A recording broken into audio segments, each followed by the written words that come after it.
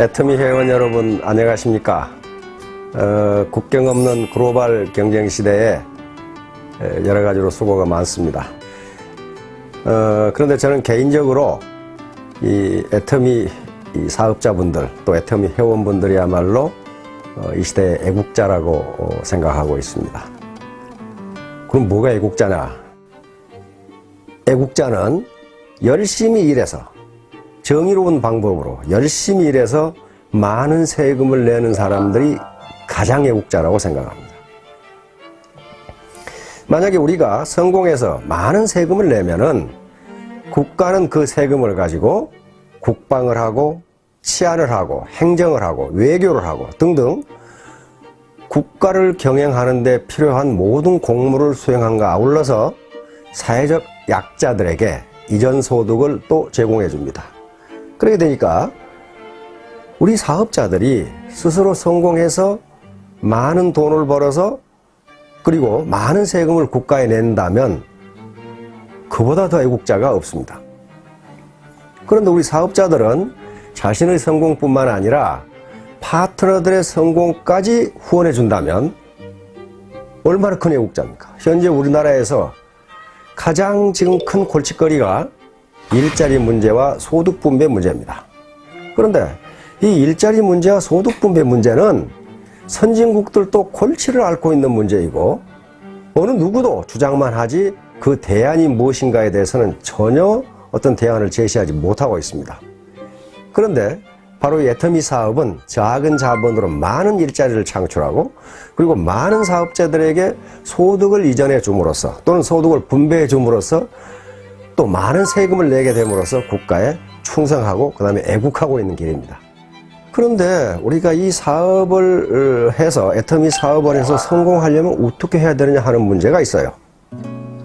가장 중요한 것은 고객을 설득하고 또 신규 사업자를 설득하는 문제입니다. 설득, 퍼세이션, 설득하는 문제예요. 설득은 무슨 거짓말이나 허풍이나 또는 강요에 의해서 되는 것이 아닙니다. 그러면 고객을 설득하려면은 어떻게 해야 되냐 하는 문제가 있어요. 특히 이 애터미 사업은 설득 산업 중에 설득 산업이에요. 우선 우리 애터미 제품을 사용하도록 소비자 또는 고객을 설득해야 하는 일뿐만 아니라 신규 사업자가 사업을 할 수 있도록 설득을 하지 않으면 설득에 성공하지 않으면 그 누구도 성공할 수가 없습니다. 그래서 설득이야말로 가장 중요한 사업 성공의 수단이라고 할 수가 있습니다. 그럼 설득을 어떻게 할 거냐 하는 문제. 예로부터 그러니까 지금부터 2300년 전에 고대 그리스의 철학자, 고대 히랍의 철학자 아리스토텔레스는 수사학, 레토릭이라는 책에서 설득의 세 가지 수단을 제시합니다. 그 세 가지 요소라는 게 뭐냐면은 첫째가 로고스라고 하는 겁니다. 로고스는 오늘날 영어에서 로직, 논리라는 말의 어원입니다. 그러니까 설득을 하기 위해서는 첫째, 논리적 설명력을 갖춰야 된다는 거예요. 논리적 설명력. 논리적 설명력이라는 이 말 속에는 두 가지 뜻이 있습니다. 하나는 상대를 설득하기 위해서 자기가 사용하는, 설득자가 사용하는 단어, 다시 말하면 용어가 명확해야 된다는 것이고, 두 번째는 동원한 용어가 문법 구조에 맞도록 되어 있어야 된다는 거예요. 아무리 좋은 용어를 동원해도 주어, 동사, 목적어, 보어가 맞지 않으면 도대체 무슨 말을 하는지 모르기 때문에 설득이 되지 않는다는 거예요. 그러면 예를 들어 해모힘을 복용하도록 설득하려면은 해모힘의 가장 핵심적인 내용을 알고 있어야 되고 그것을 논리에 맞게 우리 말 구조에 맞게 설명할 수 있어야 된다는 거예요. 이게 로직입니다. 이게 소위 로고스라고 하는 거예요. 그러면 이 로고스, 논리적 설득력을 향상시킬 수 있는 방법은 뭘까? 그건 왕도가 없습니다. 강의를 듣고 많은 세미나에 참석하고 파트너와 스폰서가 서로 대화를 통해서 정보를 주고받고 그리고 가만히 듣고 있어서는 안 되고 휴대폰이나 또는 노트에 그 중요한 내용을 기록하는 습관을 가지는 게 중요합니다. 그런데 세 가지 요소 중에서 아리스토텔레스는 이 논리, 다시 말하면 로고스가 차지하는 비중이 10%라고 이야기합니다. 두 번째는 아무리 논리적으로 설득을 해도 인간은 감정 또는 감성의 동물이기 때문에 감성을 자극하지 않으면 설득이 되지 않는다는 거예요. 그 두 번째가 파토스라고 하는 겁니다. 파토스는 감성적 호소력입니다. 감성적 호소력. 이 감성적 호소력을 기르려면은 현재 자기가 지금 설득하려고 하는 사람의 말을 들어야 됩니다. 다시 말하면 자기 말만 하는 게 중요한 게 아니고 상대방의 말을 경청해야 돼요. 그래야만 상대방이 지금 어떤 기분 상태인지를 알 수가 있다는 거예요. 기분이 좋은 상태인지 즐거운 상태인지 슬픈 상태인지 기분이 나쁜 상태인지를 알아야 그 분위기에 맞게 논리를 전개할 수가 있다는 거예요.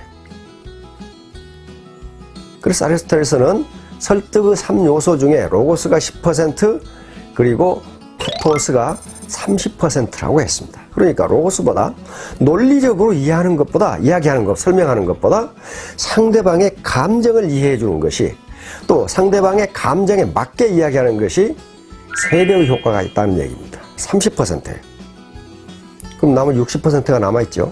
이 60%가 뭘까 하는 거예요. 이것을 아리스토텔레스는 에토스라고 했습니다.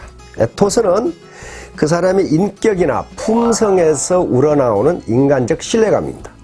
즉, 그 사람을 믿을 수 있느냐 하는 문제예요. 아무리 논리적으로 얘기하고 아무리 감성을 자극해도 그 사람을 믿을 수 없다면 전혀 믿지를 않는다는 거예요. 따라서 설득을 하는 데 있어서 가장 중요한 요소가 그 사람의 평상시 일상생활에서의 생활 태도라는 거예요. 그 사람이 어떤 사람인가 하는 게 가장 중요하다는 거예요. 만약에 그 사람을 인간적으로 믿을 수 있다면은 논리가 좀 딸리고 또 감성적 호소력이 좀 떨어지더라도 믿는다는 거예요. 그러나 그렇지 않으면 아무리 논리적으로 설명하고 감성의 호소에도 믿지 않는다는 겁니다. 그래서 설득에 있어서 가장 중요한 게 그 사람의 인간성이라는 거예요. 인간성. KBS에 진품명품이라는 프로가 있습니다. 굉장히 저는 즐겨보는데요. 한 번은 얼른 봐도 아주 명필의 그 유목이 나왔어. 글자가 나왔단 말이야. 글자가. 뜻도 좋아요. 논어에서 나오는 글자예요. 근데 거기에 낙관이 없어. 도장이 안 찍혀 있으니까 누구 건지 몰라. 그러니까 그걸 소장한 젊은이가 그걸 들고 왔어. 이게 누구 거냐. 보니까 내용도 좋은데다 글씨도 기가 막혀. 명필이야. 그래서 이제 저 패널들이 적어내죠. 1,000만 원, 2,000만 원, 3,000만 원. 그거 막 계속 나와. 그런데 가격이 얼마가 나왔냐 하면은 제로. 딱 나왔어. 제로. 근데 통상 아무리 가품이라도 10만 원을 줍니다. 뭐 때문에? 표구 비용으로. 그래서 아무리 가짜라도 표구 비용 10만 원을 쳐주는데 이건 말이지. 이렇게 명필인데 가격이 제로가 딱 나온 거야. 깜짝 놀라가지고 패널들이 가짜입니까? 그러니까 아닙니다. 진품입니다. 아니 진품이 어떻게 가격이 제로입니까? 이완용의 글씨입니다. 그 글 내용이 아무리 좋고 아무리 잘 썼어도 그걸 쓴 사람의 인품이 형편없다고 말이에요. 그러니까 제로. 자판에 마이너스가 없어서 마이너스를 못 썼습니다.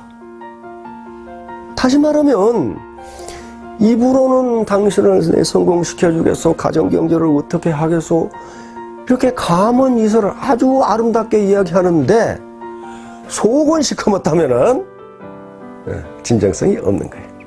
진정성이 없는 거예요. 그건 가짜예요. 가짜는 가격을 쳐주지 않습니다. 대구의 아줌마가 어디 헌책을 하나 들고 덜렁덜렁 들고 왔어. 무슨 책인지 몰라서 감정을 받으러 왔어. 보니까 책에 뭐 낙서가 돼 있고 그래. 그런데 그 조그마한 얇은 책인데 그 감정가가 1억이 나왔어. 1억이 나왔다. 전부 깜짝 놀란 거야. 어떻게 저기 낙서된 책이 누군가 글씨를 써놓고 동그라미를 해놓고 책을 보니까 그렇게 생겼어. 저게 어떻게 1억일까? 뭐 별 두껍지도 않은데. 근데 심사위원이 하는 말씀이 이 책은 이태계 선생이 보신 책입니다. 이태계 선생이 본 거야, 그걸. 그리고 그 낙서도 이태계 선생이 해놓은 거야, 그걸. 그러니까 그게 이태계 선생의 인품 때문에 그 낡은 책이 1억이 나온 거예요. 1억이 나왔어. 그러니까 똑같은 책을 봐도 이완용이 본 것과 이태계 선생이 본 것은 다르다. 뭐가 다릅니까? 그 사람이 인품이 달라요, 인품. 자, 오늘 이 로고스, 파토스, 에토스에 대해서 말씀을 드렸는데 그 개념이 무엇인가 그거 몰라도 돼요. 하나만 아시면 됩니다. 진정성이 있어야 된다. 오센티시티, 진정성. 20세기는 기교 시대 그리고 기술 시대였다면은 21세기를 진정성의 시대라고 학자들은 이야기합니다. 이제 기업이 진정성이 없으면은 아무리 좋은 제품을 만들어도 고객은 그걸 사지 않는다, 좋아하지 않는다는 거예요. 그래서 지금 현재 기업의 거의 모든 대부분의 광고가 특정 제품을 선전하는 것도 있지만은 대부분은 기업 이미지 광고입니다. 진정성을 알리는 거예요. 애터미 사업의 성공 여부는 새로운 고객 그리고 새로운 사업자의 설득이 성공하느냐 여부에 달려 있는데 그것은 어떤 기교 문제가 아닙니다. 이건 진정성의 문제예요. 진정 나는 당신을 위해서 당신이 잘 살았으면 좋겠고 당신이 성공했으면 좋겠고 당신이 원하는 바를 이루었으면 좋겠다. 나하고 같이 내가 당신을 진정 돕겠다. 요게 눈을 통해서 말을 할 때, 다시 말하면 입이 아니라 눈을 통해서 자신의 온몸에서 풍겨나오는 요것을 학자들은 표정이라고 그랬습니다. 그 사람 몸에서 풍겨나오는 바디랭귀지가 그렇게 이야기할 때 설득에 성공할 수 있다. 그래서 처음만 가지고는 안 되고 자꾸 만나야 된다. 사람은 자꾸 만나면 좋아진다. 즉 정이 들어서 자꾸 만나는 것이 아니고 만나다 보니까 정이 든다.